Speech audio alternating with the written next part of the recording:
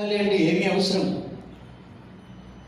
ఆ ఒక్క లక్ష్యం స్పష్టంగా ఉన్న మహనీయుడు కాబట్టి ఏదైతే ఈ భూమి మీద ఉన్న సమస్యల్ని పరిష్కారం చేయగలదో ఆ సత్యాన్ని చాలా సింపుల్గా మనందరికీ అందించారు. ధ్యానం, అహింస, ఈ రెండే అన్ని సమస్యలకి పరిష్కారం.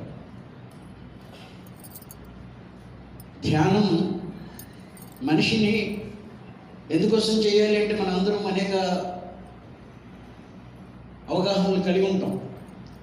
ధ్యానం ఏం చేస్తుంది అంటే మన చైతన్యాన్ని కొంచెం పెంచుతుంది. ఓషో అన్నారు 87-88 ప్రాంతంలో మానవ చైతన్యం వేల సంవత్సరాలుగా ఎదగలేదు, ఎక్కడో ఆగిపోయింది.